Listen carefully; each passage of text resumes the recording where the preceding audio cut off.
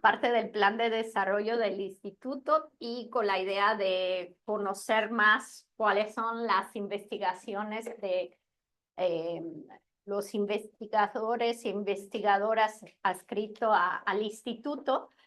Y como digamos, nuestra principal forma de trabajar es a través de los cuerpos académicos.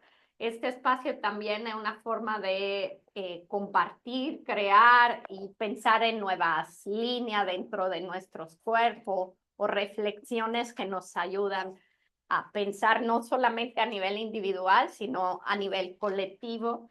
Y como saben, también el posgrado es un elemento importante de nuestro instituto. Entonces, cómo el posgrado y los cuerpos académicos puedan dialogar más y también todo el cuerpo estudiantil pueda entrar, ¿no?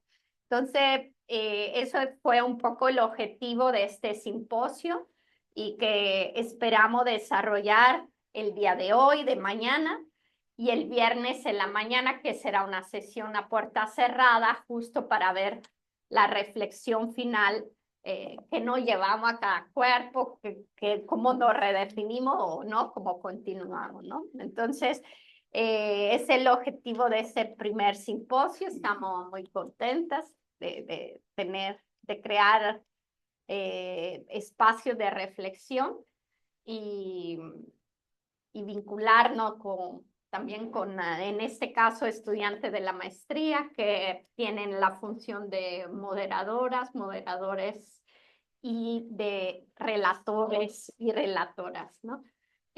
Por lo tanto, esperemos que sea una reflexión compartida. Y bueno, hoy tenemos aquí a Yasmín, que es estudiante de la maestría y va a empezar a moderar eh, la primera mesa. Entonces, muchas gracias, Yasmín, por aceptar, por estar aquí hoy, y tiene la palabra para presentar esta primera mesa.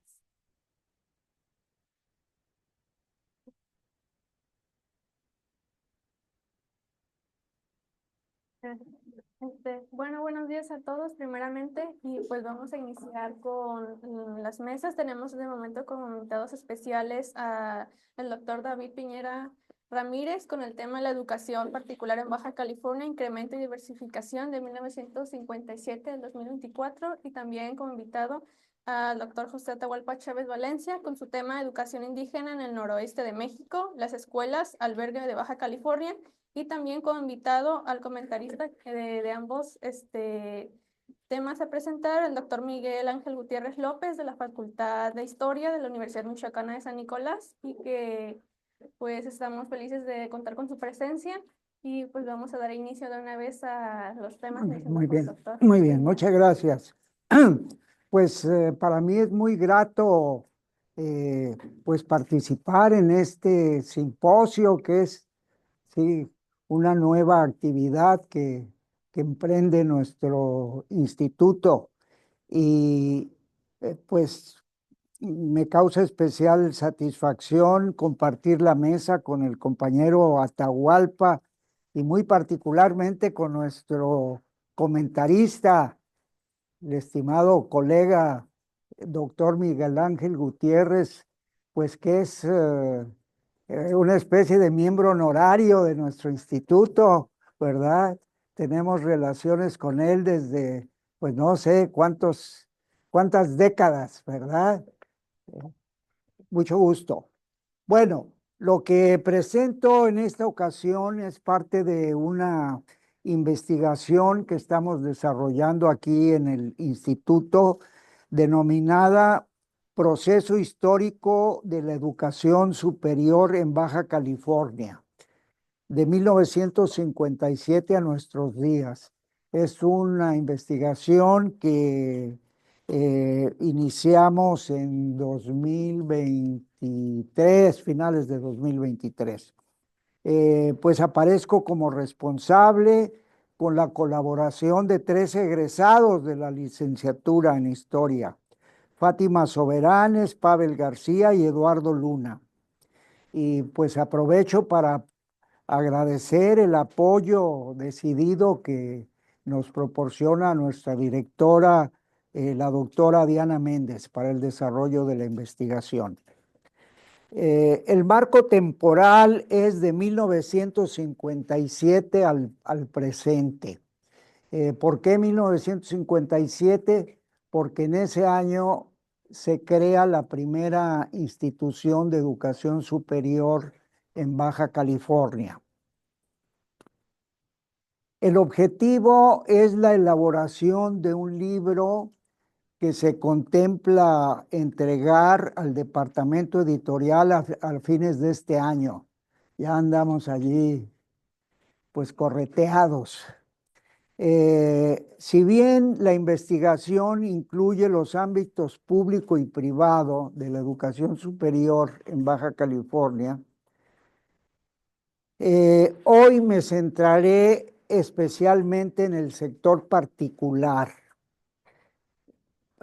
pues entre otras cosas porque es un factor muy relevante de las últimas décadas.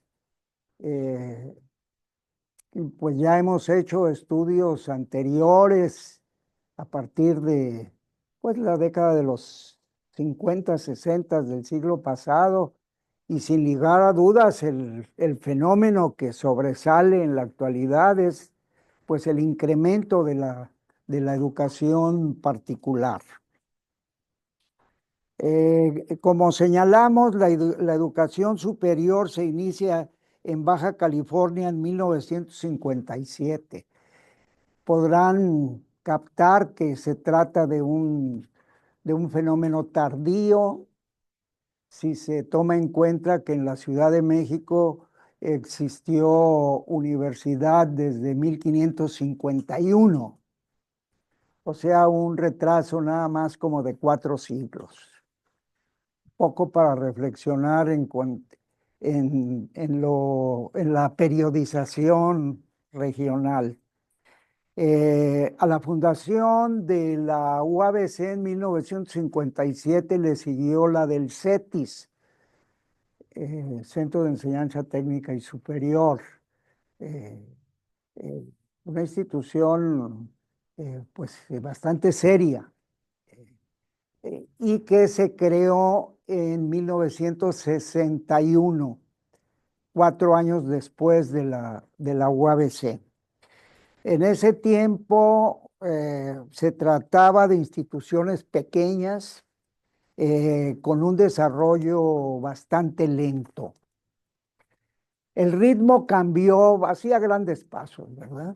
El ritmo cambió a partir de 1970, cuando el gobierno federal inicia un proceso nacional de descentralización de la educación superior, presionado por el impacto del movimiento estudiantil de 1968. Las universidades de los estados de la República recibieron significativos apoyos presupuestales que las fortalecieron en instalaciones, plantas docentes y de investigación. La UABC hasta entonces ocupaba, pues, instalaciones rentadas o prestadas por escuelas primarias. Quizá no tan agudamente, pero en términos generales a nivel nacional el fenómeno era similar. Quizá la de Michoacán se escapaba un poco por su gran tradición cultural, ¿verdad?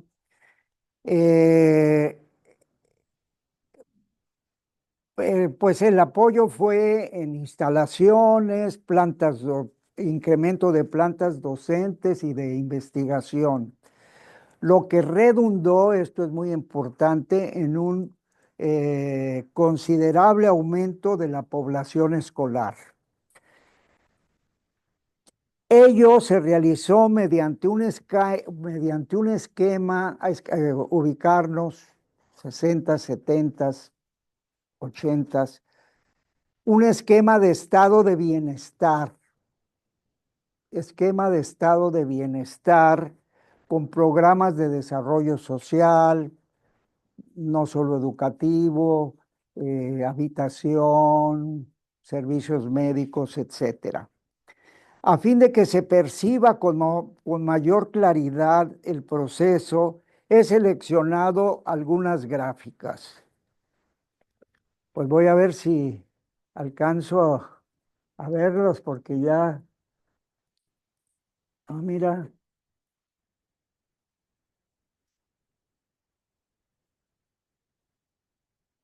ándale. Ya a estas alturas del partido la vista como que empieza a fallarme. Por ejemplo, allí veo muy claramente dos gráficas de pastel. ¿No? ¿No son así? Oh, incremento a nivel nacional de no le podemos bajar un poco, o bueno, eh, véase el incremento a nivel nacional de la matrícula de educación superior 1970. ¿Por qué a nivel nacional? Si los fenómenos regionales no se correlacionan con el ámbito nacional, estamos perdidos. Eh, la población nacional de educación superior en 1970, inicio de este proceso, era de 200,000. Les parecerá poco, ahora la UNAM tiene más de 200,000, pero en ese momento en todo el país, esa era la cifra. En 10 años se incrementó hasta llegar casi 800,000, cuatro tantos.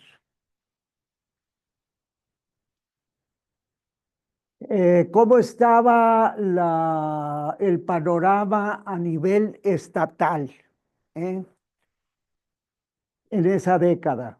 Pues vean, en 1970 la población en todo Baja California era por el orden de 1,500, de los cuales más del 50% eran de preparatorias, que en ese tiempo dependían de la universidad. Y para 1980 casi llega a los 15,000. Ustedes que son buenos para las sumas, vean cuánto se multiplicó en 10 años.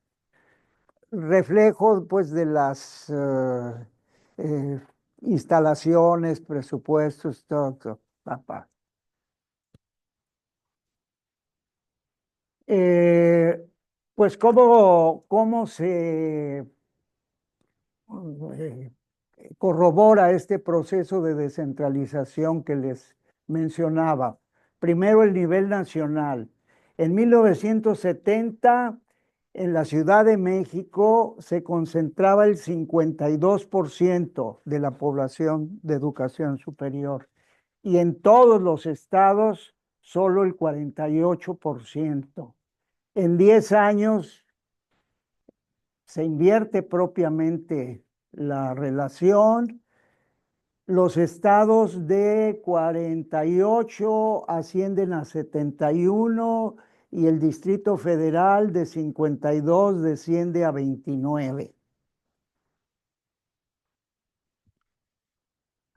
Bueno, arriba dice instituciones de educación superior creadas en Baja California en esa década de 70-80. O sea, las que se crean a partir de 1970. El Tecnológico Regional, el de Tijuana, originalmente se llamó así, en 1971. El CICESE, famosísimo, de Ensenada, en 1973. La Xochicalco, del sector particular, en 1979. La UNAM pone acá una serie de unidades, de dependencias importantes, el Observatorio Astronómico de San Pedro Mártir, el laboratorio de física que ahora desarrollan una actividad muy importante en nanociencia. la Universidad Pedagógica Nacional, que era un sistema, pues como su nombre lo indica, que cubría todo el país, establece una unidad en Mexicali y otra en Tijuana, que subsisten hasta la fecha. Surge el Instituto Tecnológico de Mexicali y algo importantísimo, el COLEF, ¿verdad? Una institución federal de mucho nivel. Y bueno, en el aspecto privado, la Ibero, ¿verdad? O sea, todas esas instituciones surgen en esa década que nos mencionamos, parte esfuerzo público, parte privado, ¿verdad? Pues, algunos de ustedes están chavos, pero el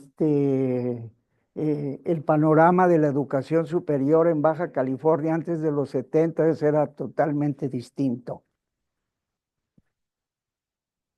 Bueno, y ahora vamos a ver la correlación del sector particular y el privado. Véanse, en el 80, ¿eh? Eh, ¿Por qué partimos del 80? ¿Eh? Porque allí se empieza a advertir el cambio de modelo en el Estado. Es decir, este estado de bienestar que mencionamos anteriormente transita hacia un estado neoliberal que de alguna manera padecemos hasta el presente, incluyendo esto que lleva la cuarta transformación. Eh, pero que no ha sido del todo mal, ¿verdad? Incremento del sector de educación particular, 13%. Pública, 86%, en 1980. En 2023, el particular asciende de 13 a 38%. Sí, ¿cuánto me queda? Me sobra. 62% la pública. O sea, la pública del 80 al 2023 desciende ese porcentaje, que es bastante considerable. Ese a nivel nacional. Vamos a Baja California. Ah, pues, véase, en 2023, eh,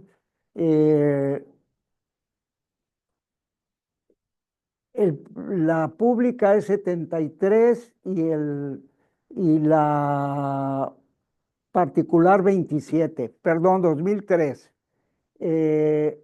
Para 2023,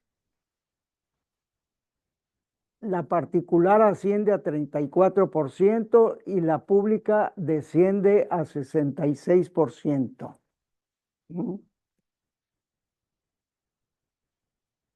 Instituciones privadas existentes en Baja California.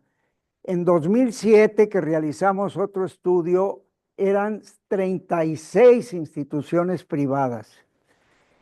En 2020 ascendieron a 129. En Baja California hay 129 instituciones privadas.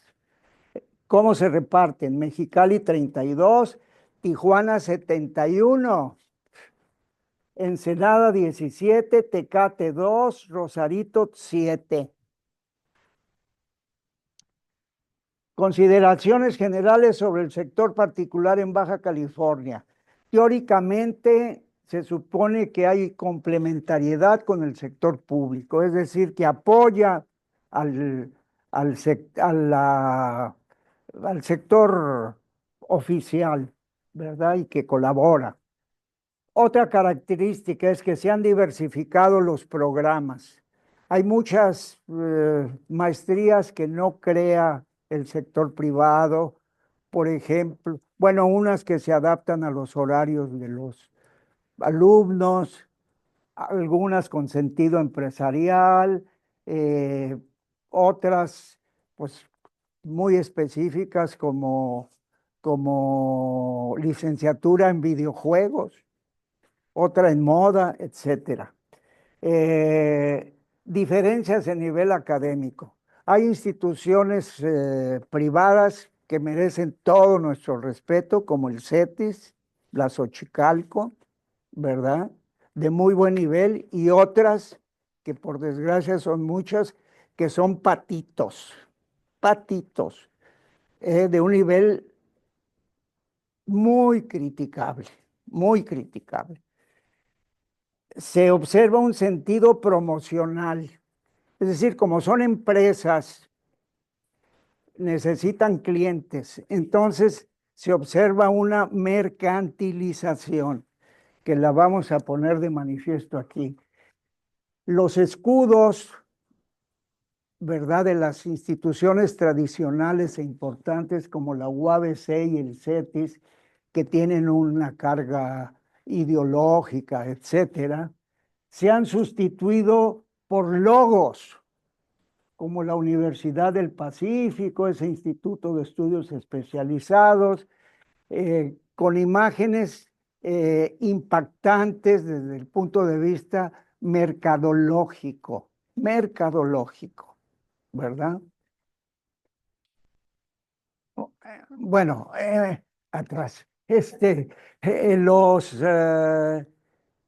Los lemas, olvídense de si la realización plena del hombre o del ser o X o Z son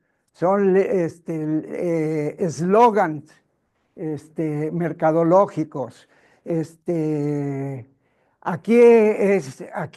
Está tu futuro. Aquí preparamos hombres que triunfan.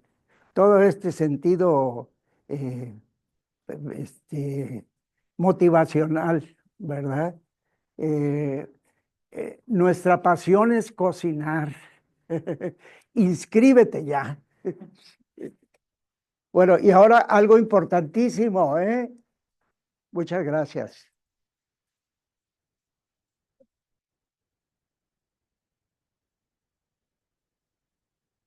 Ahora no se la reloj, hasta vuelto.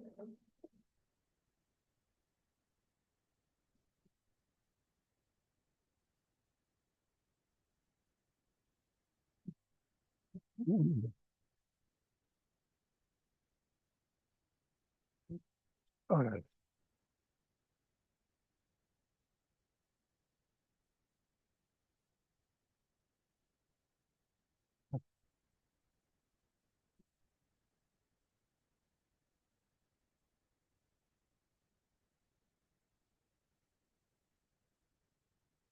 Pues, yes.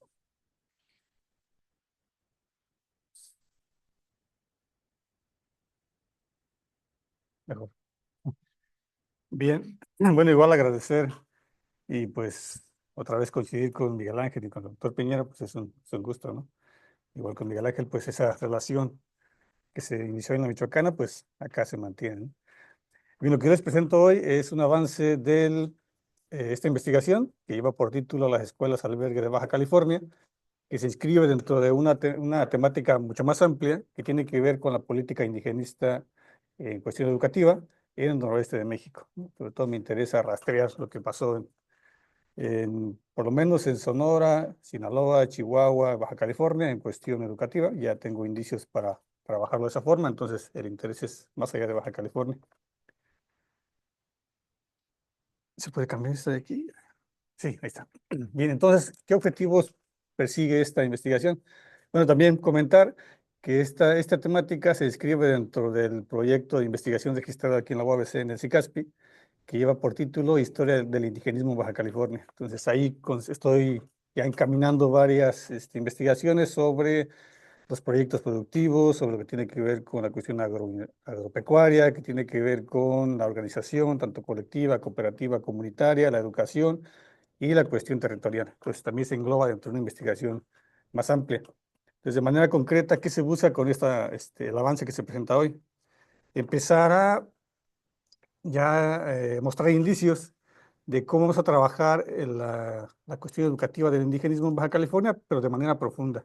Me interesa sobre todo presentar estudios de caso, me interesa presentar cuestiones de la vida cotidiana para que pues tengamos más elementos para entender cómo se manifestó esta política indigenista aquí educativa en Baja California. Entonces, el objetivo principal sería profundizar en las particularidades que adquirió la política educativa indigenista en Baja California, en una coyuntura histórica que oscilaba entre el indigenismo integracionista y el participativo. ¿Por qué es importante eso?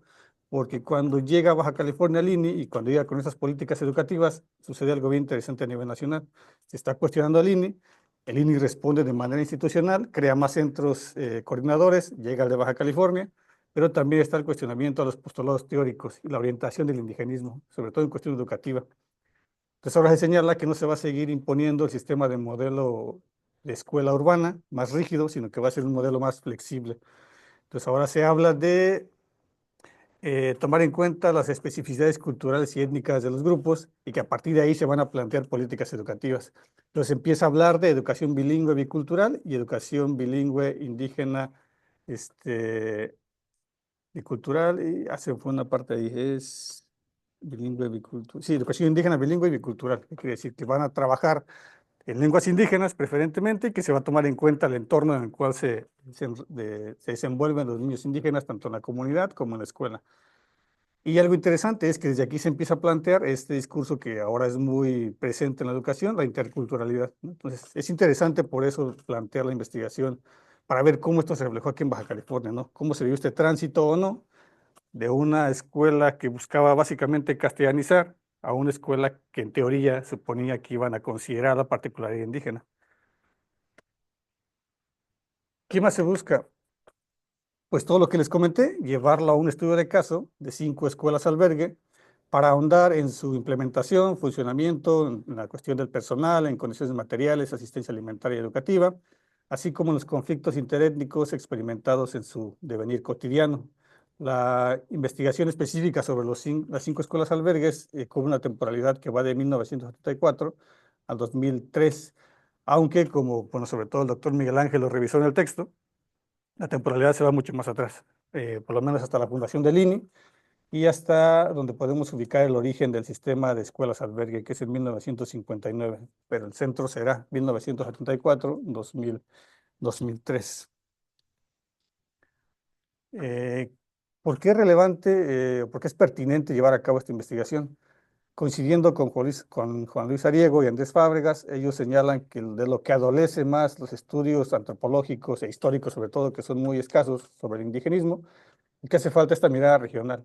Muchas veces se critica, se cuestiona, se debate el indigenismo, pero en términos generales, nacionales, sin observar, sin atender las causas o las implicaciones regionales. Entonces, por allá también busca contribuir esta investigación que está en proceso. Bueno, antes de pasar al avance, comentar que esto sería como el esqueleto de lo que se pretende que sea un libro que he estado retrasando por varias cuestiones, por pues otras cosas que nos tenemos que atender primero, y para sacar publicaciones más rápido, pues voy dejando esto, ¿no? Pero ya tengo la información, bueno, las evidencias documentales, ya tengo un número significativo de expedientes, de hemerografía, de fotografías, de testimonios levantados de entrevista por parte de los agentes del INI. Me faltaría a mí llevar a cabo entrevistas de manera personal, pero ya tengo la información para poder trabajar en lo que será un libro. Espero que el siguiente año, ahora sí en la convocatoria de la UABC, pues ya lo pueda meter allá, ¿no? Pero esa es la intención. Bien, en este avance se presentó una redacción que cubre 5 apartados. El primero es una introducción en el cual lo que vemos, bueno, voy a llevar mejor acá. Bueno, ahí solamente se los pongo para que lo vean rápido, ¿no? Pero son 5 apartados. Y acá vamos a ir platicando un poco sobre lo que cubre cada uno de ellos. El primero, que es la introducción, en él me enfoco básicamente en identificar el origen, el proceso de institucionalización y reestructuración del sistema de escuelas albergue, y pues todo nos lleva a 1959. El primer sistema, las primeras medidas que implementó el indigenismo en México, el INI, para llevar atención educativa a los pueblos indígenas fueron las promotorías. Las promotorías pues eran sistemas en los cuales se les enseñaban cosas básicas de lectura y escritura, algo de aritmética, de civismo. Eso era lo que cubría estas primeras promotorías, ¿no? La lógica era que los estudiantes tenían que dispersar, los niños, las niñas, tenían que dispersarse de sus lugares de origen al lugar donde se encontraban las promotorías y por lo común eran lugares muy distantes. Entre la comunidad y el centro estaban muy distantes.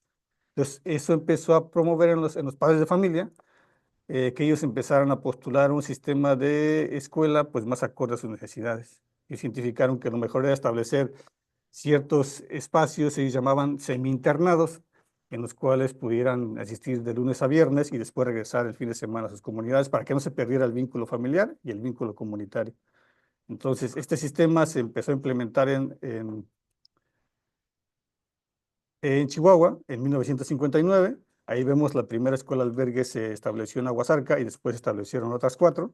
Después hubo otras 5 ahí mismo en Chihuahua para la población tarahumara. Y después ese modelo que atendía y que principalmente estaba pensado para la población dispersa, después se llevó a la región Cora-Huichol entre Nayarit y Jalisco. Y después se pensó que tal vez era la estrategia educativa más adecuada para llevarla a todos los indígenas en el país. Al final no fue así, pero sí se retomó la figura del albergue, no como escuela albergue, sino solamente como albergue.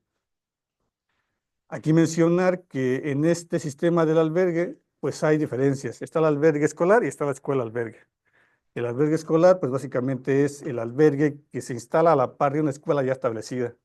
La escuela albergue sería el establecimiento de todo un sistema integral donde no había ni escuela ni albergue, se tiene que establecer todo. Y eso fue lo que se implementó aquí en Baja California. ¿Sí? En este sistema de institucionalización y reestructuración, pues destaca que en 1971 se creó la Dirección General de Educación Extraescolar en el Medio Indígena. ¿Por qué destaca la creación de esta dirección? Porque la SEP retoma el proyecto o el modelo de escuela albergue y la retoma como un objeto prioritario de esa dirección. Dice, de todas las otras tareas que tenemos para impartir educación en México, vamos a prestar atención a la educación de la población indígena dispersa y se mantiene el sistema de escuelas albergue. Para 1972 se oficializa el sistema de escuelas albergue o de albergues escolares. La SEP lo retoma y ya lo plantea como una de las políticas que va a implementar a nivel federal, específicamente para la niñez indígena, pero después se va también para población no indígena. ¿Sí? Aquí algo interesante es que a partir de esa oficialización se habla de manera indistinta de escuela albergue, de albergue escolar o de albergue a secas para referirse a lo mismo. ¿Sí? Entonces, cuando uno revisa la documentación que hay sobre las escuelas albergue de Baja California, aunque se siga funcionando así, ya solamente dice el albergue de Maneadero, el albergue de La Huerta, el albergue de Santa Catarina, aunque ya no se haga toda esta relación de escuela-albergue. Pero ya se entiende que es eso, ¿no? Desde que inician su función, este tipo de servicios educativos fueron coordinados por la SEP y por el INE. La lógica por lo regular era que la SEP se encargaba de la parte educativa, de enviar profesores y de contratar cierto personal en los albergues, mientras que al INE le correspondía en general todo el personal del albergue, la preparación de los alimentos, los cuidados, el hospedaje, la cuestión de salud, todo eso, ¿no? Entonces era una coordinación para que pudieran funcionar estos espacios. Y de ahí podemos ir planteándonos o dándonos cuenta de que pues, no funcionó como se esperaba, porque entre las dos instituciones siempre hubo algún tipo de indisposición para llevar a cabo sus tareas, ¿no? Después, en 1978, se creó la Dirección General de Educación Indígena, la SEP crea esta dirección, y a partir de ahí va a suceder algo interesante, que se va a empezar a plantear con mayor énfasis que la educación indígena tiene que ser bilingüe y bicultural, lo que les comentaba al inicio, ¿sí? Y eso no solamente vamos a prestar servicios educativos, sino que tienen que ser acorde a las situaciones y condiciones de la niñez indígena. Tiene que ser bilingüe, tiene que ser bicultural. ¿Por qué bilingüe? Porque se supone que atendería a la población indígena de entrada en lengua indígena, lengua materna, y después en español. Porque algo interesante aquí es que a la par, a nivel nacional, está el programa de Escuela para Todos y está el programa de castellanización. Entonces, por un lado, vamos a atender las particularidades indígenas y por otro lado, hay que seguir obligándolos a que tienen que hablar español. Y es bicultural porque en la interacción en estos espacios educativos, los indígenas van a retomar y van a reforzar la parte étnica, que es la más importante para su existencia, pero también van a retomar lo más bueno de la cultura occidental. Entonces, se va manejando así, pero es como la entrada para que llegue la castellanización. En el 85 hay una reestructuración de los albergues escolares se dan cuenta muy sabiamente de que la orientación que tienen no funciona y que lo mejor es complementar lo que se da en los albergues y en las escuelas con cuestiones más productivas. Entonces empiezan a implementarse proyectos productivos de ganadería, de agricultura, de cuidar abejas, de cuidar conejos, de sembrar hortalizas. Todo eso se lleva también a las escuelas albergue. Y en el 88 se reafirma y se dice que el albergue debe de presentarse como un centro de desarrollo de la comunidad. Es decir, no solamente tiene que enfocarse en la cuestión educativa y asistencial, sino que también contribuir para el desarrollo de las comunidades.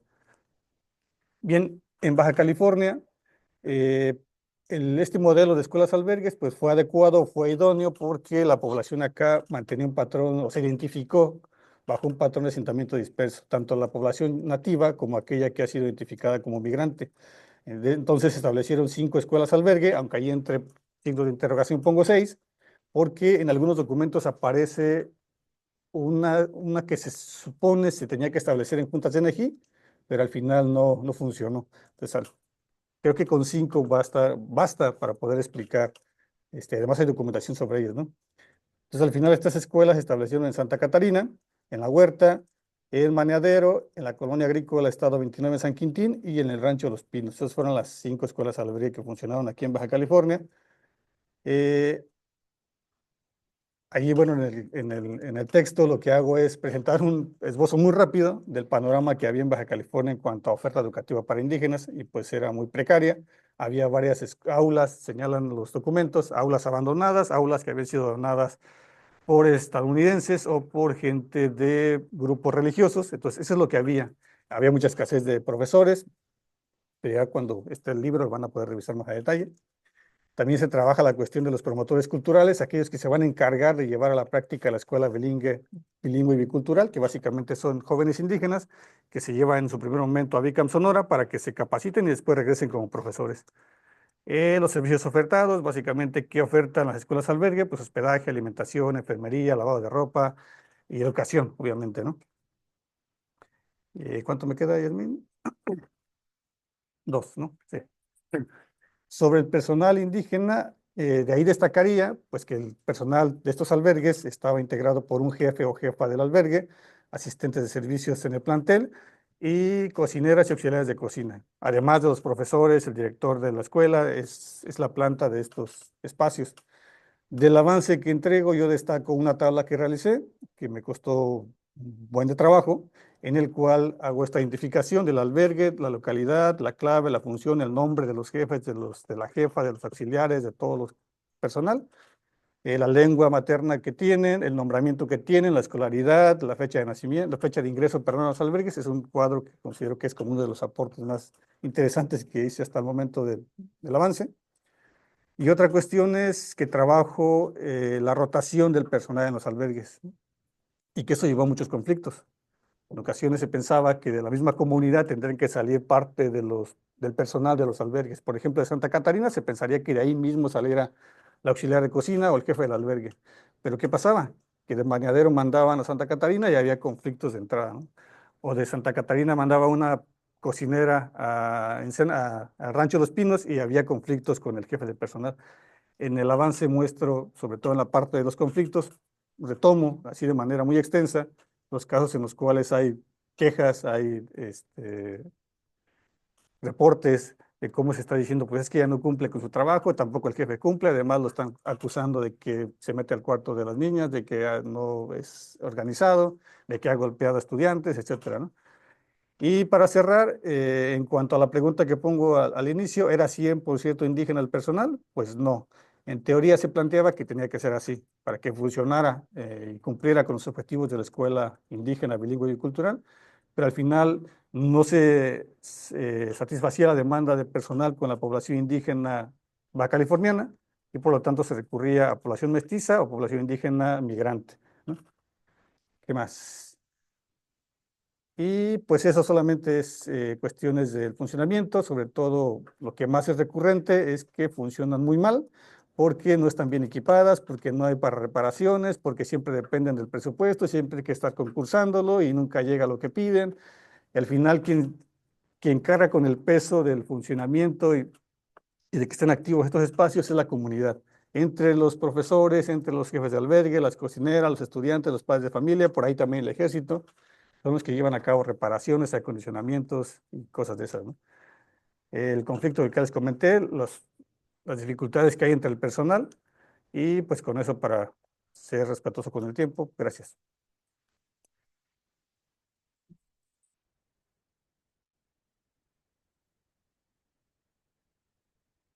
Ahora venimos con el comentario del doctor Miguel Ángel Gutiérrez, que tiene ahora la palabra.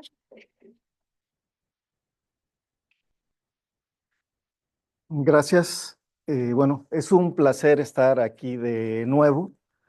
Agradezco la invitación y la posibilidad de participar hoy comentando este par de trabajos del doctor David Piñera, del doctor Atahualpa, que ambos, bueno, los conozco desde hace ya muchos años y con quienes pues hoy tengo el placer de compartir esta actividad de intercambio académico.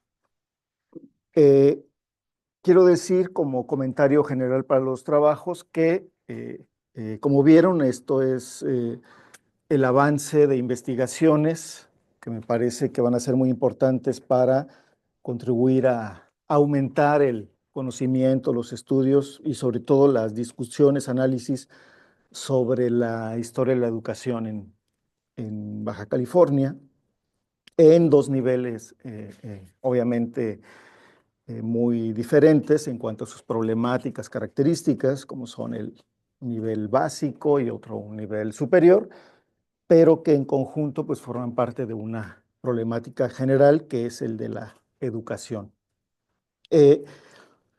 Voy a hacer después de manera particular algunas consideraciones, pero algunas tendrán que ver con la historiografía, tanto con lo que se ha producido como con lo que estas investigaciones van a cuestionar o pueden cuestionar o van a ofrecer como alternativa a la futura historiografía.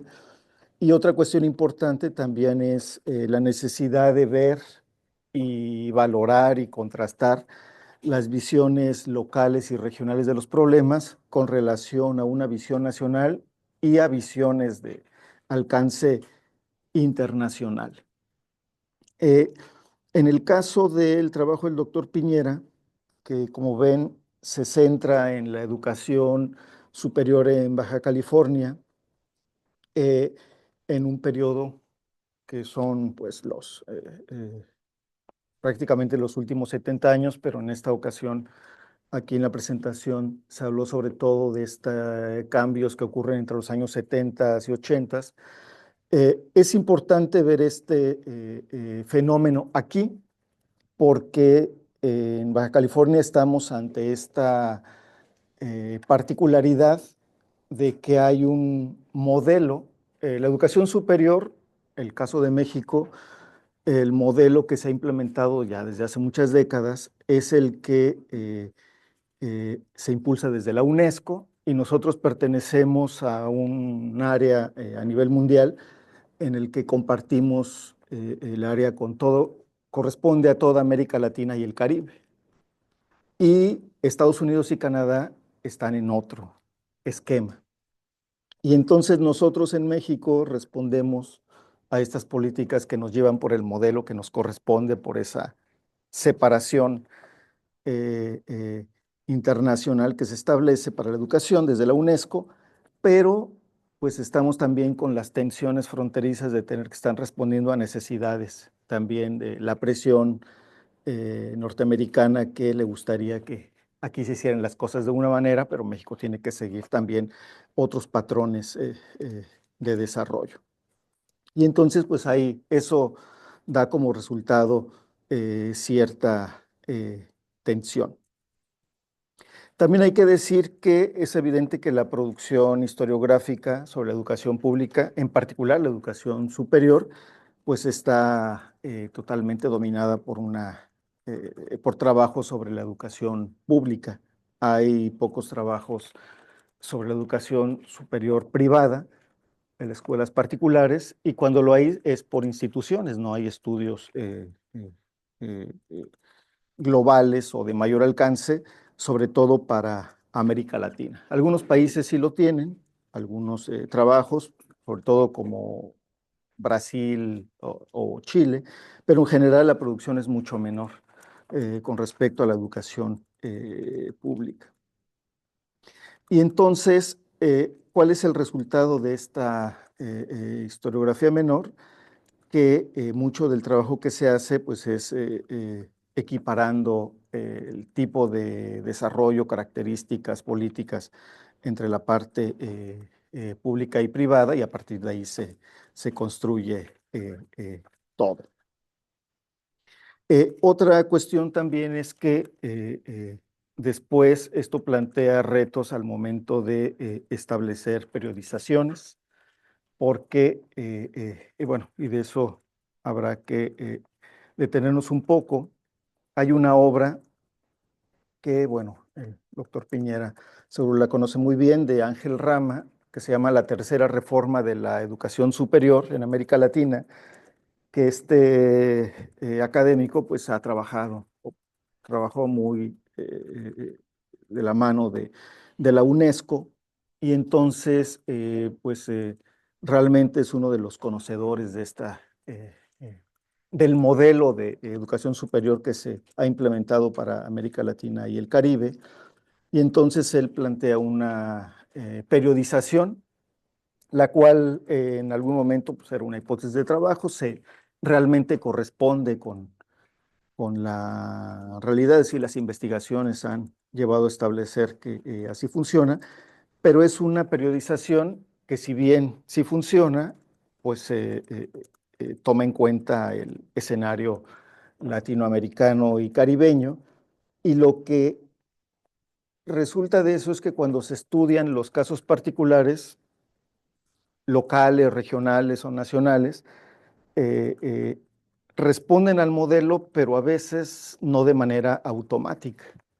A veces los cambios, las políticas se implementan y se manifiestan inmediatamente en algunos países, en algunas universidades, pero en otras a veces hay un retraso de 5, 10 años en que lleguen estas políticas. Entonces es importante ver no solamente estas ligeros desfases, sino también explicar por qué ocurre todo ello. Porque muchos de estos modelos, cambios, pues tienen que ver con las políticas, sobre todo económicas, porque en realidad también lo que ve la historiografía es que muchas de esta dinámica de la educación, el mayor, digamos, factor de cambio proviene del Fondo Monetario Internacional, no de la, no de la UNESCO. Y lo comento porque me parece que la investigación del doctor Piñera puede llevar a establecer este panorama en Baja California y aportar no solamente un mapa de estas instituciones donde aparecen, una cronología o una explicación de cómo ocurre este fenómeno aquí a nivel local y regional, sino que también puede ayudar a cuestionar el porqué de ciertas particularidades. Y me refiero solamente para pues, no extenderme tanto a dos fenómenos. Históricamente, y sobre todo si pensamos en cuando viene el llamado boom de la educación privada, se establece en la historiografía, bueno, y en los análisis, una dicotomía entre lo público y lo privado, en la que lo público es un servicio público que tiene una finalidad muy concreta, y lo privado tiene que seguir, aunque es privado, tiene que seguir las disposiciones estatales y ser complementario y ofrecer un servicio educativo. Pero con el paso del tiempo, me parece que esa relación entre lo público y lo privado ha cambiado, y lo podemos ya ver de manera muy clara en la actualidad, porque lo que en un momento era una distinción entre público y privado, me parece que ahora se puede ver en realidad un fenómeno que es el de elitización, que antes eran dos vertientes de la educación y ahora hay un fenómeno de elitización que va más allá de lo público y lo privado, en los que cada vez es más difícil acceder a cierto tipo de educación superior, sea pública o privada. Es decir, hay una contracción del sistema educativo y las posibilidades obviamente, de acceso cambian la dinámica totalmente. Y esto a lo que nos lleva es a que pues hay una gran diversidad tanto en la educación pública como en la privada, porque así como mencionó el doctor Piñera, muchas de las llamadas instituciones patito en la educación privada, la pública es igual. Es decir, no podemos decir que es privativo de la educación privada, pero también podemos decir que si antes se podría pensar que acceder a la educación privada era solamente para quien tenía la posibilidad de tener recursos económicos y acceder a ella, ahora también podemos ver en muchos lugares que hay instituciones privadas que son de más fácil acceso que las públicas, por los requisitos de ingreso, incluso por los costos y las facilidades. Entonces, pues ya quizá pues hay que empezar a cuestionar esta visión de la separación de estos modelos, no para desecharlos, sino para entender cómo funcionan a partir de las soluciones que ofrecen. Bueno, y para finalizar con este comentario sobre los avances del doctor Piñera, creo que también es el momento para cuestionarnos y pensando en este cambio en la educación, cuáles son en este paso de los años, finales de los años 50 hasta la actualidad, en estos últimos 70 años, realmente los cambios en la educación superior pensando en sus finalidades, las necesidades que cubre, pues la razón de existir de estos niveles, porque en algún momento, pues la educación pública surgió como instituciones que ofrecen un servicio público en las que estaban muy más lejos del negocio, pensando en que estaban más cerca de las necesidades formativas o de desarrollo científico, tecnológico, humanístico, y que en la actualidad podemos ver que en realidad la educación pública se está acercando a algunas finalidades, objetivos, a cubrir necesidades que en otro momento se lo dejábamos a los privados. Y hay que verlo, por ejemplo, en que en el escenario actual ya abiertamente la universidad pública está compitiendo con la universidad privada. Y en esa competencia la universidad pública ha pues entrado a unas reglas del juego de la competencia que la alejan cada vez más del interés público y la llevan simplemente a convertirla en un tipo de instituciones que ofertan carreras no pensando en las necesidades sociales, sino simplemente en conseguir estudiantes.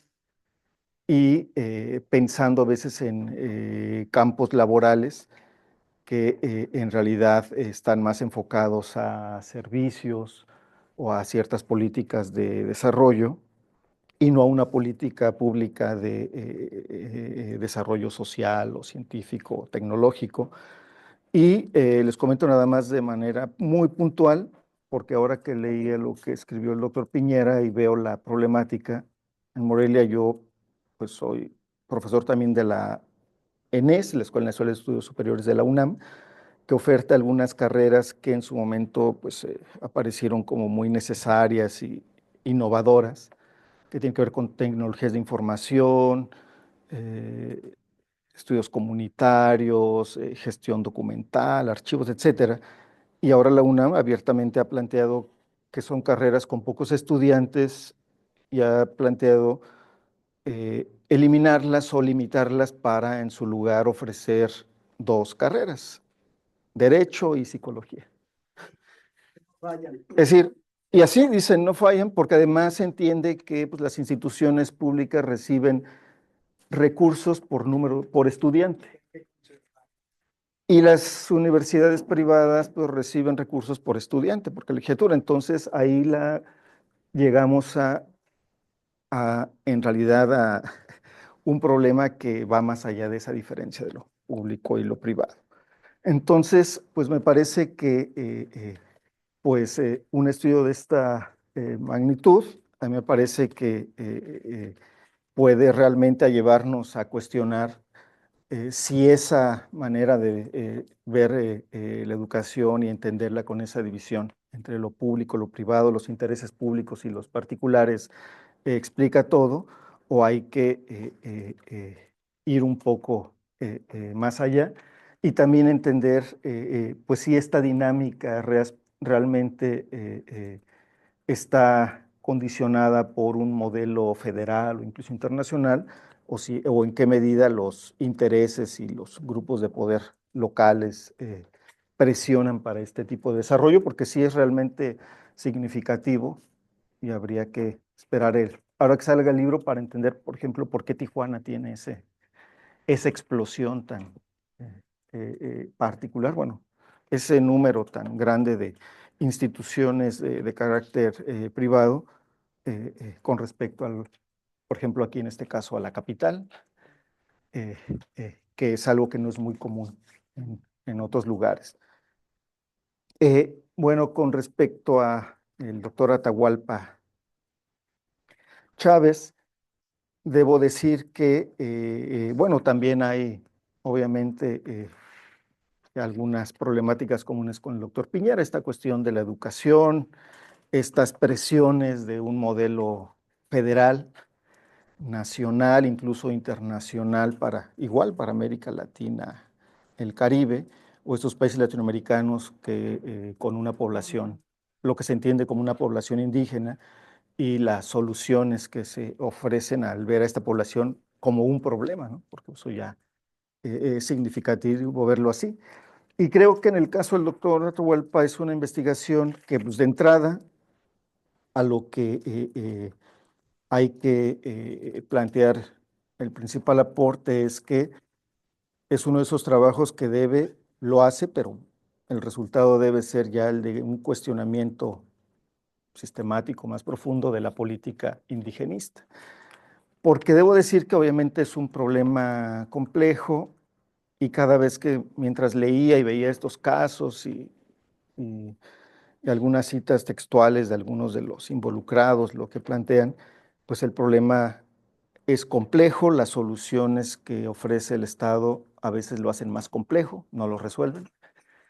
Porque también, de nuevo, eh, Baja California tiene esta particularidad que la complejiza todo más, y es que pues, las autoridades están ante un problema. Tienen que atender, porque lo ven como un problema, es evidente, a la población indígena, pero después pues no saben cómo definirla y cómo caracterizarla y cómo afrontar el problema, porque dicen, bueno, vamos a tener una población que es migrante y está llegando aquí, tal vez de paso, o llega y se asienta, pero pues puede ser que siga llegando y no, algo así, pensémoslo como que no son de aquí, llegan, pero al mismo tiempo tenemos otra población que es indígena, que podríamos decir que es indígena local. Y entonces, pues tienen que afrontar este problema en esos dos niveles. Y las soluciones, pues ya lo mencionó el doctor Atahualpa, pues no solucionan nada. Y entonces, pues uno prácticamente diría, pues esto es como la historia del fracaso del indigenismo mexicano. Fracaso en muchos sentidos, en este caso particular de estos albergues, porque por lo que se relata aquí en el texto, obviamente hay un proyecto, pero desde el inicio es un proyecto carente de recursos humanos, presupuesto, instalación, es decir, de todo.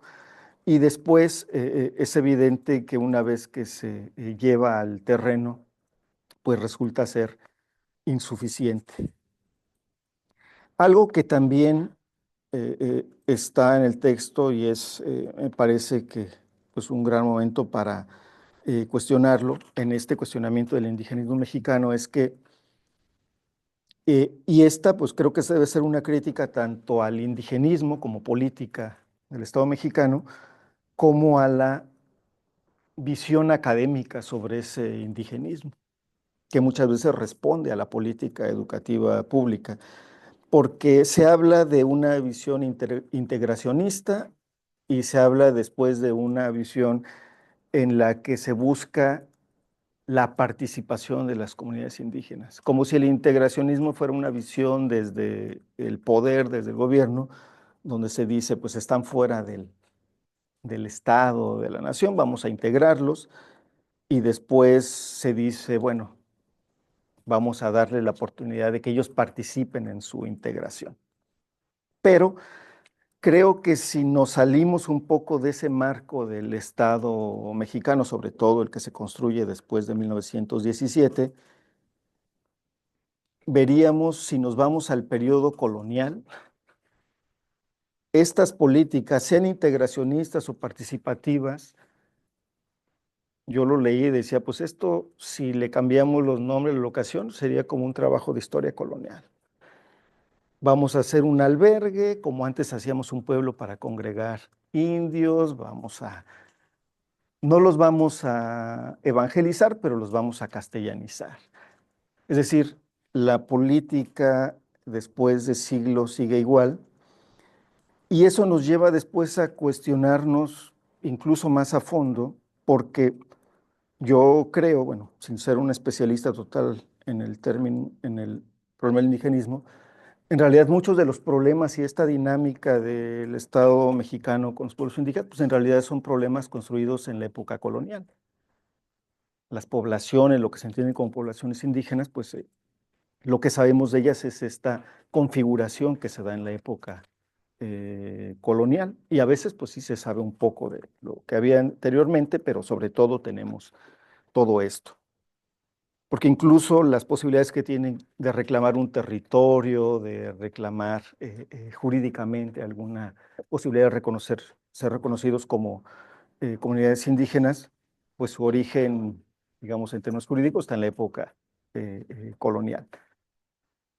Y entonces, pues estas políticas que vemos ya en el siglo XX son en el fondo muy similares, nada más cambia el discurso, algunos términos, aparentemente algún enfoque, pero en el fondo nos llevan a lo mismo. Y ahí lo que hay que ver es que, y además lo podemos ver en la Constitución del 17, hay una visión homogeneizadora en México de la cultura, en la que, bueno, podemos ver el trabajo de la SEP. La SEP desde el inicio dice, y eso pues, se lo debemos en gran medida a Vasconcelos, su grupo, México tiene que ser un país de habla castellana, tiene que haber una cultura nacional homogénea. Y entonces, más allá de estos proyectos aparentemente bilingües, que se hable de multiculturalidad, en realidad, pues nuestro modelo de Estado nacional tiende a la homogeneización. Y eso después está condicionando la interpretación que hacen las autoridades educativas sobre eso, porque de hecho aparecen después planteamientos que entiendo que son de carácter teórico, pero incluso son de carácter institucional, que habría que considerar o discutir. Por ejemplo, en un punto, los especialistas, algunos de ellos ligados ya a estas implementaciones políticas, hablan de cosas como, por ejemplo, dicen un sentido, algo así como un sentido mesoamericano de comunidad. Y uno dice, ¿y eso qué? Es decir, realmente hay evidencia de eso, toda Mesoamérica tenía ese mismo sentido. Es decir, son ideas que le sirven para justificar por qué plantear un albergue, como dicen, pues si eran comunidades, pues vamos a recuperar un poco de lo que ellos llaman su cultura, pero sin que en realidad quede claro cuál es el punto de partida, más allá de una política, en este caso, de carácter étnico. Y entonces, aquí lo que vemos también como en el caso de lo que presentó el doctor Piñera, pues que nos encontramos de nuevo ante la posibilidad de cuestionar todas estas dicotomías que nos dicen hay una población indígena como algo diferente del resto de la población, y entonces después cuando tienen que establecer qué es esa población indígena, pues resulta ser un problema realmente grave. Y eso me parece que uno de los valores de la investigación es todos estos estudios de caso y esas manifestaciones ya sobre la práctica de cómo se están manifestando esos problemas. Y algo que me llamó la atención, que me parece significativo, aunque también creo que hay que trabajar con mayor profundidad, es, por ejemplo, cuando aparecen estos, lo que el doctor Atahualpa señala como estos enfrentamientos interétnicos. Y creo hay que profundizar porque me parece que todavía hay falta justificar más por qué considerarlos interétnicos para que no parezca simplemente como un problema laboral.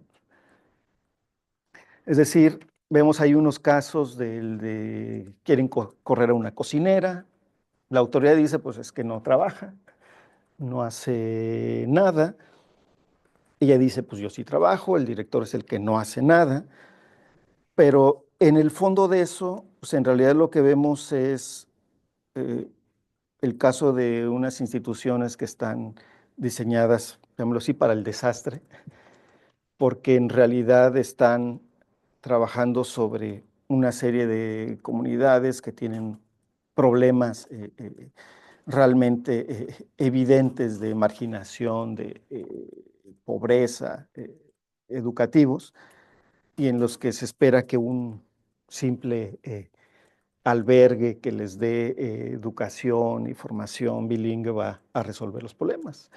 Y además se piensa que ofreciéndoles la escuela, un poco de alimentación, un poco de cuidados, con eso se les va a integrar al Estado nacional y van a dejar de ser un problema o van a solucionar sus problemas, cuando en realidad pues lo que habría que cuestionar es realmente qué otro tipo de problemáticas sociales hay detrás de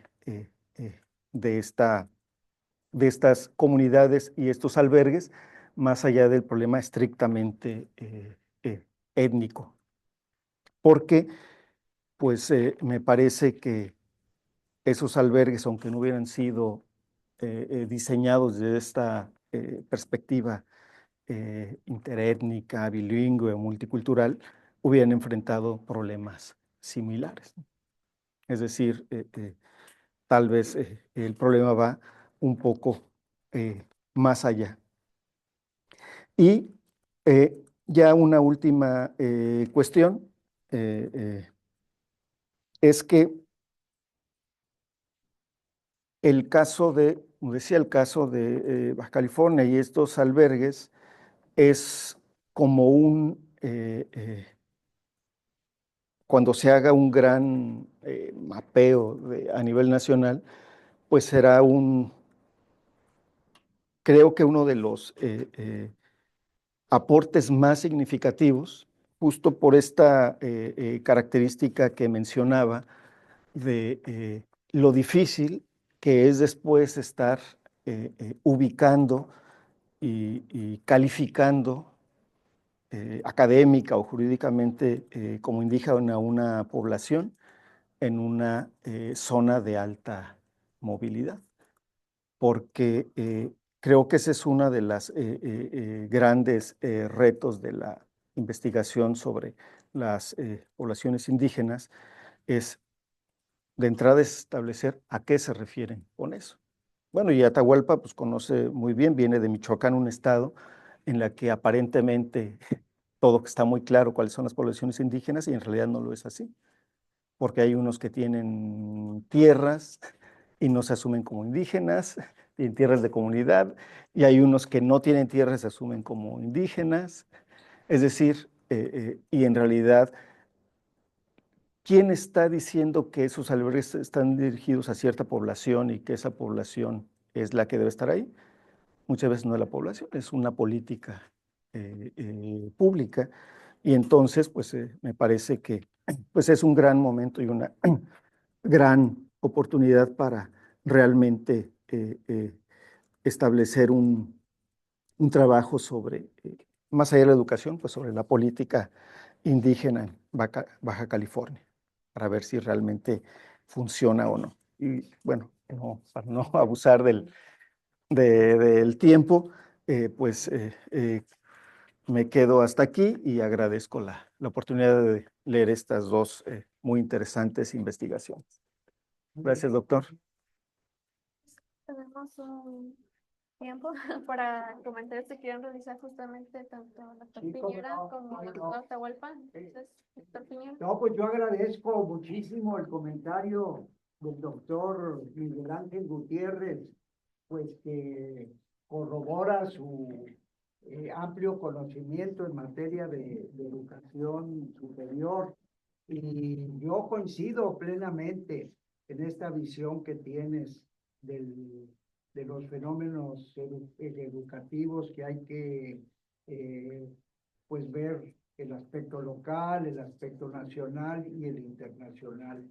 Aquí pues yo me centré en el particular y sujetándome al tiempo señalado, pues lo práctico era centrarme en el sector particular, pero pues ya lo hemos comentado, yo desde que hice la historia de la UABC por allá en 1990 y tantos, me quedó clarísimo que había que interrelacionar los fenómenos locales con los nacionales y con los internacionales. Desde entonces veo con mucha claridad que las políticas que se implementan en los países y en los estados provienen de dos centros, la UNESCO y el Fondo Monetario Internacional. Yo constato cada vez que a los que desempeñan los cargos les incomoda que señale uno esos orígenes porque les resta originalidad, pero esa es la realidad, ¿verdad? Las políticas están diseñadas de allá, teórica y financieramente, ¿verdad? El gobierno de México recibe presupuestos y los reparte acá, sujeto a que se desarrollen determinadas políticas. Y eso ha dado por resultado que a partir de los 80 se ha implementado el modelo neoliberal, ¿verdad? Que explica lo que tú señalas muy certeramente, esa confusión entre el sector público y el privado, ¿verdad? Ya no se diferencian tanto, ¿verdad?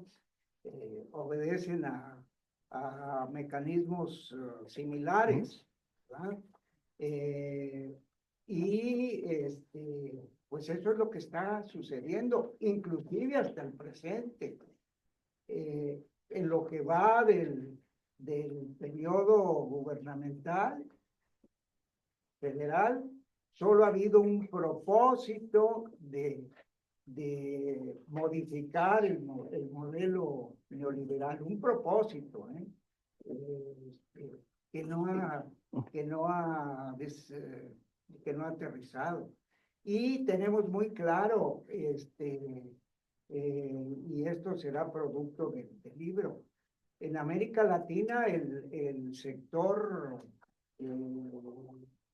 privado tienen asociaciones, asociaciones de instituciones privadas. Y yo diría que el cerebro está en Argentina. Como tú sabes, allá hay gente pues, muy bien formada, entonces tienen toda una ideología de la educación privada, ¿verdad? Pues muchas gracias y coincidimos en todos los señalamientos que hacen. Pues igual agradecer por Miguel Ángel. yo era consciente de lo que venía en cuanto a las observaciones y comentarios. ¿Por qué? Porque la intención de este avance era presentar un texto más descriptivo, sobre todo, como lo comenté al inicio, poderme escribir, porque ya lo había estado procesando mucho tiempo, entonces la intención era de escribir, ¿no? De lo entregado a lo avanzado hasta hoy, ya van aproximadamente alrededor de 70 cuartillas, pues ya hoy, dialogando entre los expedientes del fondo documental, la memografía, la bibliografía, y pues el análisis que voy realizando de lo que presenté en ese primer avance, ¿no? Pues sí soy consciente de eso y sobre todo debo ser consciente de que lo que está detrás pues es una política de Estado, ¿sí? Y es lo que dirige todo. En otros momentos ya he hablado, ¿no? De cómo cuando se funda el Instituto de Indigenismo Interamericano, que cubre a toda América Latina, bueno, que entendemos como América Latina, y también en el 48 cuando se crea el INI, entre los agentes del indigenismo se ponen a pensar y a construir la ya construida imagen o a reconstruir la imagen del indígena, ¿no? Y para ello pues implementan publicaciones. La más conocida a nivel continental pues es América Indígena, y ahí es de manera recurrente hablar de cómo se entiende el indígena, qué es el indígena, cómo debe ser el indígena, qué tipo de tenencia de la tierra debe tener el indígena, cómo debe organizarse, cómo debe vestirse, cómo debe hablar.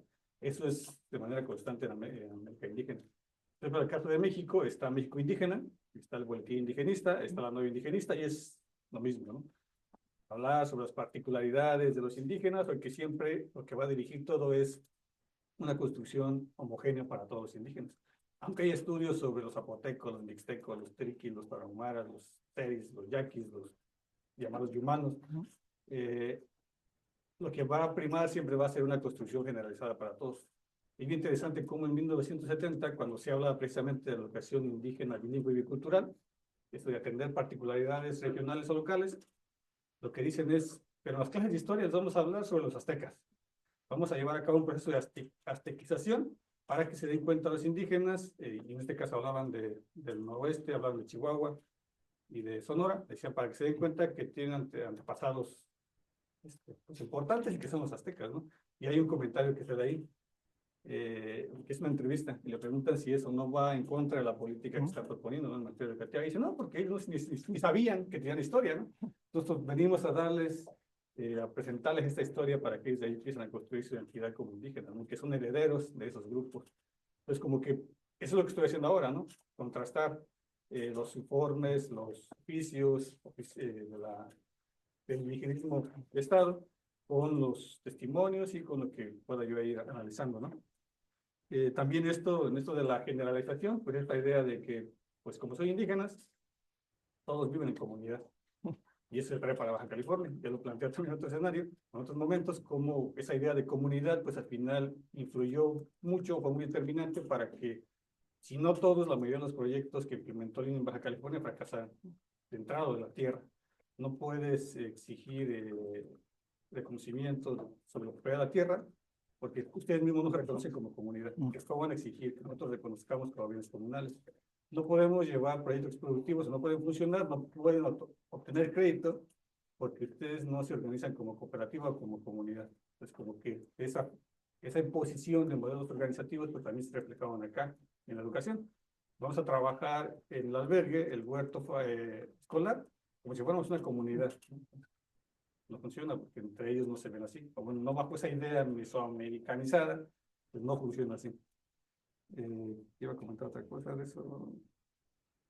Sobre la cuestión de los conflictos interétnicos. Otra vez, bajo esa idea de que los indígenas pues deben de seguir como una caracterización y que todos son básicamente iguales en México, pues cuando llegan acá se dan cuenta que aunque son pocos, entre ellos hay muchos conflictos. No solamente entre la población llamada nativa, que son los grupos originarios de la península, sino sobre todo cuando llegan los grupos mixtecos, sobre todo triquis, zapotecos, albayes y inquití, después acá en Tijuana. Entre ellos hay enfrentamientos importantes, tanto en el discurso como a través de peleas y proyectos. Siempre hay quejas, saber por qué, si nosotros somos originarios, ¿por qué apoyas más al albergue de Santa Catarina? ¿Por qué si se supone que ibas a ampliar el albergue de la Huerta, por qué lo llevaste al albergue de Maneader? Entonces, como que siempre está la disputa allá, ¿no? Pues se refleja en las relaciones laborales.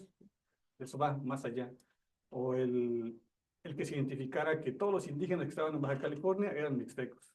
La década del 80, 90 era muy común, hay notas de prensa y también en los expedientes del Fondo Documental del INE, de que se hablaba de manera generalizada de los oaxacas o los oaxaquitas. Todo aquel que hablara una lengua indígena o que la gente no identificara que estaban hablando, pues son oaxaqueños, son oaxaquitas, ¿no? Como que también se empezó a generar como pues cierto conflicto entre los grupos, ya no todos somos iguales, ¿no? Entonces, también eso yo lo estoy tomando en consideración. ¿Y qué más? Esta parte de la integración, pues sí, uno se va dando cuenta, ¿no? De que el discurso es muy bonito, ¿no? Vamos a llevar proyectos productivos, vamos a llevar educación, les vamos a llevar sistemas, bueno, vamos a promover que se organicen, y ya con eso son parte de la nación. ¿Sí? Pero como que era muy básico, ¿no? En cuanto hablen español, ya son parte de la nación, porque ya son mexicanos, ya son mexicanizados. Entonces, como que es una práctica, pues se cae completamente, ¿no? No tiene fundamento. Entonces, pues otra vez agradecer los comentarios y pues ya estoy trabajando en la mayoría de lo que se observó. Bien. Ok. No sé si alguien del público quisiera hacer alguna pregunta, comentario acerca sobre los avances. Sí, doctor. Sí, una pregunta, doctor Piñera, y tengo una también para el doctor Atahualpa. En los 70s y 60s, 70s, hubo en Baja California un boom, no sé si entra dentro de educación superior, pero eran como, después de la secundaria tú entrabas como para ser taquimecanógrafo o tener una cierta asistencia secretarial. Y sobre todo a través de un personaje muy interesante que, por ejemplo, José Alfredo Gómez Estrada, que en paz descanse, estudió la prepa con él, que era Cándido Satarain en Mexicali. Entonces, si ese entra dentro de su muestra ese tipo de instituciones. Y para el doctor Atahualpa, sin duda alguna, cada toponimia que aparece con una escuela albergue tiene sus problemas. Sin embargo, el que me aparece de lo que escuché, el más problemático es el escuela albergue Rancho Los Pinos. Es curioso, siendo ellos de origen michoacano, tuvieron las prácticas más funestas en contra de los grupos indígenas. No sé cómo ocurrió ahí como la coexistencia dentro de un latifundio de más de 100 hectáreas por lo menos, poner una institución de gobierno, cómo funcionó ahí de manera particular la cuestión étnica. Muchas gracias.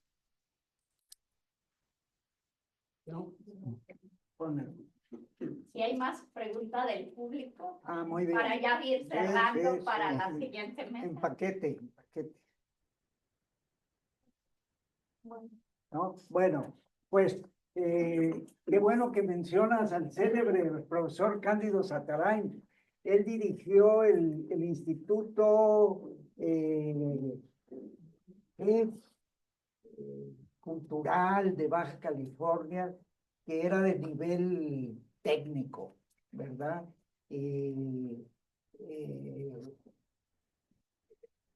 Pues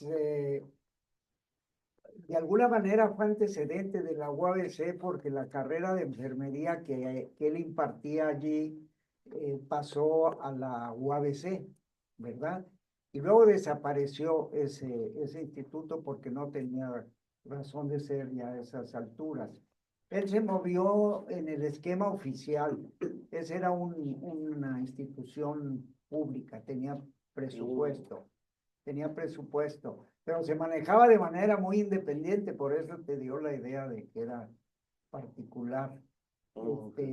Sí, pero desempeñó un papel importante, pero sí fue del ámbito público. Pero, digamos, el trabajo que estamos presentando cubre, repito, los ámbitos público y privado, ¿verdad? De 1957 a nuestros días, ¿verdad? Aquí estimé pertinente destacar el privado porque, pues quizá es lo más significativo de las últimas décadas. Es como lo que le da la tónica a los tiempos que corren. Gracias. De de las 5 escuelas albergue, la que presentó mayores dificultades interétnicas fue el de Manadero, la de Manadero, que se llamó, bueno, no sé si mantenga el nombre ahora como escuela, pero se llamó Benemérito de las Américas. ¿Por qué fue interesante o por qué presentó mayores dificultades? Porque entre el personal había, bueno, se fueron ahí rotando, así como está registrado en los documentos, había mestizos que solamente hablaban español, había mixtecos, había cochimíes que hablaban español, había paipai, mixtecos, entonces había como una diversidad más significativa de población indígena, que otra vez, bajo la lógica de cómo se implementaron, era que, o la población que asistía a esa escuela albergue, pues la lógica era que fueran mixtecos o zapotecos, la mayoría del personal. Pues aquí había otra vez paipai, o que se asumían como paipais y como cochimíes, ¿no? Y gente mestiza. Y después estaba en cuanto a dificultad el de, bueno, Santa Catarina y sobre todo entre los grupos nativos, porque hay paipai, cochimí, quiligua, paipai, mestizos, paipai, ¿no? Entonces, la mayoría presentaron dificultades, pero la de Manadero fue la más conflictiva y de los testimonios que yo retomo para ese avance, la mayoría son de allá, de Manadero. ¿Eh? Y también esta parte de los cuestionamientos hacia el comportamiento de los jefes de los albergues, sobre todo hacia las niñas, pues era más en Manadero, también en ese. Porque lo que yo dije es que en el rancho Los Pinos, cuando se Mm. acababa el periodo de pizca, destruían las chozas y las escuelas, cualquier indicio donde estuvo el trabajo manual, lo Mm. incineraban, ¿no? Sí, pero tal vez le falta profundizar, porque lo que tenía de lo rescatado en el INPI, en la Ciudad de México, había como cuestiones muy generales. Yo como que ahí me decepcioné un poco porque no iba a poder profundizar.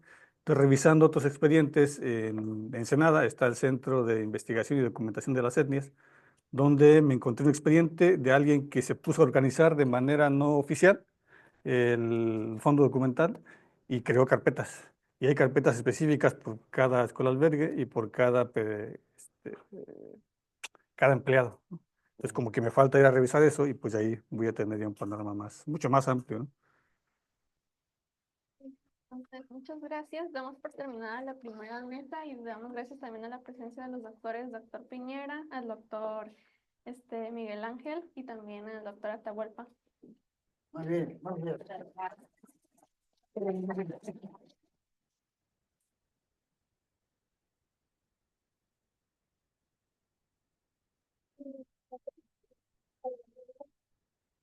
Hágale.